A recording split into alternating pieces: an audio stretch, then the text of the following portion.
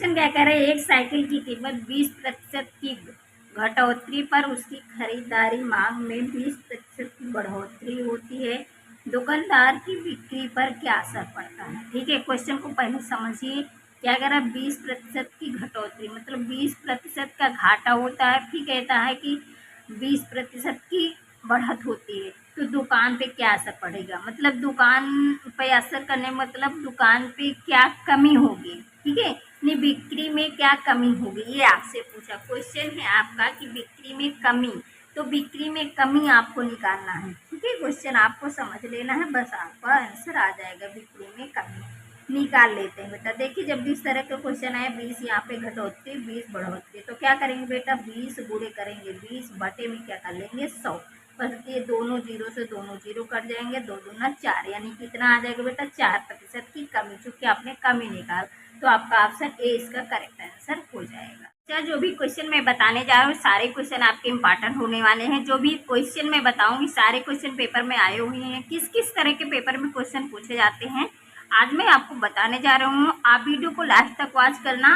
और जो भी मैं क्वेश्चन बताऊंगी बिल्कुल ही आसान ट्रिक से बताऊंगी। इन क्वेश्चनों को कैसे हल करेंगे आपको बस केवल ट्रिक समझना है। अगर आपको ट्रिक समझ में आ गई तो क्वेश्चनों को आप लगा लेंगे। देखिए बेटा, जब भी इसमें क्या कह रहा है, दो संख्याओं का अनुपात 2:3 है, यदि प्रत्येक में 9 जोड़ दिया जाए तो अनुपात 3/4 हो जाए तो संख्या होगी। ठीक है, अब क्वेश्चन आप पकड़ेंगे कैसे, कैसे लगाएंगे कि कैसी ट्रिक लगाएं कि क्वेश्चन हल हो जाए। देखिए बेटा, यहाँ पे दो संख्याओं का अनुपात दे रखा है। ठीक है, तो यहाँ पे जो अनुपात दिया होता है तो इसको हम मान लेते हैं। जब भी संख्या अनुपात में देते हैं तो इसको ऐसे मान लेते हैं, 2 अनुपात, इसको 2x मान लेंगे, इसको 3x मान लेंगे। ठीक है, फिर जैसे कह रहा हूँ वैसे करेंगे। देखिए इसमें देखिए अनुपात का मतलब क्या होता है, कोई भी चीज बटे में लिखी हो वो चीज होता है। अनुपात का मतलब क्या, बटे में लिखाना। ठीक है, यानी 2/3 इसको हम लिख सकते हैं।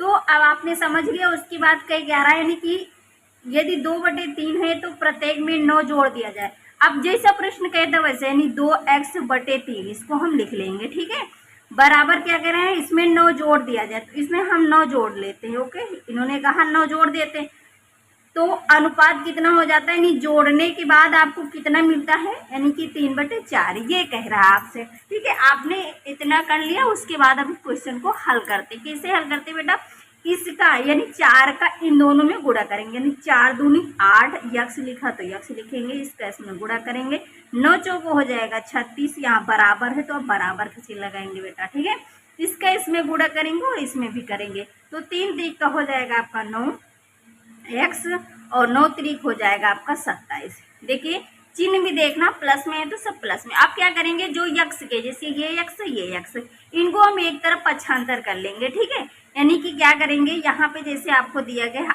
8x, ये वाला बराबर की इधर आएगा तो माइनस का 9x हो जाएगा बराबर। उसके बाद ये इधर ही बराबर की इधर ये 27, तो 27 लिखेंगे, इसको माइनस में इधर 36 कर लेंगे। ठीक है, आप क्या करेंगे, 9x यानी 8x से 9x घटाएंगे। अब आप सोच रहे होंगे 8 से 9 कहाँ जाएगा, लेकिन बेटा आपका 9 से 8 तो चला जाएगा, 9 से 8 घटाएंगे तो माइनस का 1x बचेगा। क्या बचेगा, 1x बराबर। आप क्या करेंगे, देखिए आप कह रहा है कि 27 से 36 घटाना है, तो 27 से 36 कैसे घटेगा, तो अगर आपका 27 से 36 नहीं घटता तो 36 से आप 27 घटाइए। ठीक है, तो घटाते हैं 16 से 7 जाएगा, आपका कितना बचेगा 9। ठीक है, 9, और देखिए माइनस वाले ज्यादा, चूंकि हमने 36 से घटाया तो यहाँ माइनस आएगा। देखिए बराबर के चिन्ह लगा होता है, माइनस होता है इधर और इधर तो कट जाता है, तो यक्स बराबर आपको कितना मिल गया बेटा, 9 मिल गया। यानी आपका क्या मिल गया, 9। इसमें पूछा गया था तो संख्याएं होंगी, एक संख्या आपको क्या मिली, 9 मिल गई, यक्स का मान आपने निकाला, अभी संख्या नहीं मिली। अब संख्याएं पता करेंगे, क्या करेंगे बेटा, यहाँ से संख्याएं निकालेंगे। तो संख्या कैसे निकाल, आपने 2x माना था तो वहीं पर रख देंगे, 2 गुणे 9, 9 दूनी हो जाएगा 18, 1 3 गुणे 9, 3 गुणे 9, 9 त्रिक हो जाएगा 27, यानी 18 और कितना हो जाएगा 27। 18 27 आपका कौन सा ऑप्शन में आ रहा, ऑप्शन नंबर अगर आप भी देखेंगे तो 20 का करेक्ट आंसर हो जाएगा। क्वेश्चन कह रहा है कि 450 रुपए की वस्तु को कितने में बेचा जाए ताकि 10% लाभ हो। देखिए बेटा, इस तरह के जब भी क्वेश्चन आए तो यानी कि क्या पूछ रहा, विक्रय मूल्य, ठीक है। यानी कि 450 की वस्तु उसको कितने में बेचा जाए कि 10% का लाभ हो। क्वेश्चन को पहले आप ट्रिक को समझे फिर क्वेश्चन को लगाए। बस हम जो भी बताएंगे बिल्कुल ट्रिक ही आपको बताएंगे। विक्रय मूल्य पूछा, बेचा जाए ना, क्या पूछा, विक्रय मूल्य। देखिए विक्रय मूल्य कैसे निकालेंगे बेटा, जो आपका मूल्य दिया गया 450 रखेंगे, गुणे का चिन्ह लगाएंगे, फिर उसके बाद देखिए 10% का लाभ होता है। तो कोई भी चीज होती है उसको 100% मान के चलते हैं, उसमें क्या करेंगे 10 जोड़ देंगे तो कितना हो जाएगा बेटा 110। कितना हो जाएगा, यहाँ पे रखेंगे 110 बटे में क्या कर लेंगे 100। बस आप इसको हल कर लेना। देखिए बेटा, क्वेश्चन जब भी इस तरह तो आए तो आप बस इतना कर ले। देखिए यहाँ पे 1 जीरो 2 जीरो से ये दोनों जीरो कट जाएंगे, एक ये वाला जीरो से एक ये वाला जीरो कट गया। अब क्या बचा आपका 11 और 45, इन दोनों को आप गुणा कर लेंगे, यानी 45 गुणे आपका 11 बचा। इसको गुणा करते हैं, 11 पछे 55, उसके बाद 11 चौक 44 और 44 में 5 जोड़ेंगे तो आपका कितना आ जाएगा 49, ठीक है। तो आपका ऑप्शन कौन सा हो जाएगा, ऑप्शन आपका जो है कि 495, ऑप्शन डी जो है कि इसका करेक्ट आंसर हो जाएगा।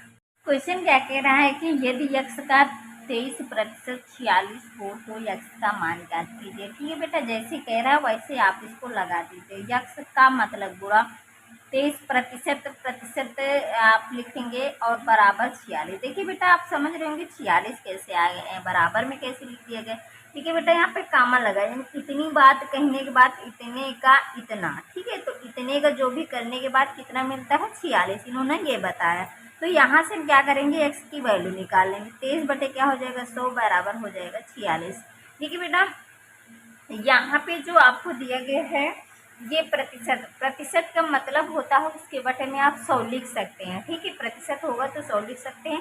अगर 1/100, 1 बटे इसको हम 100 लिखेंगे तो इसको हम प्रतिशत जैसे ज़रूरत पड़ेगी वैसे करते हैं। ठीक है, 23 दून हो जाएगा 46। देखिए ये बराबर का चिन्ह होता है, तो अगर कोई भी चीज़ ऊपर है तो ऊपर से ऊपर हम काट सकते हैं। ठीक है, इसका अब इसमें गुणा हो जाएगी एक्स, क्योंकि ये इधर भाग में है तो दूसरी तरफ जाएगी तो गुणा में हो जाती है। तो 100 दूनी हो जाएगा 200, यानी कि आपका ऑप्शन नंबर सी इसका करेक्ट आंसर हो जाएगा। ये बेटा क्वेश्चन क्या कह रहा है कि एक रेलगाड़ी में 80% यात्री पुरुष थे, 15% यात्री स्त्रियां थी और शेष यात्री बच्चे थे। कितने प्रतिशत यात्री बच्चे थे, यानी ये आपसे पूछा है कि कितने प्रतिशत जो है कि बच्चे जो है कि यात्री थे। इनका कहने का मतलब ये है, जब आपको ये चीज़ पता हो गया है कि 80 जो है कि आपके 80% जो है कि क्या है पुरुष हैं, क्या है बेटा पुरुष हैं।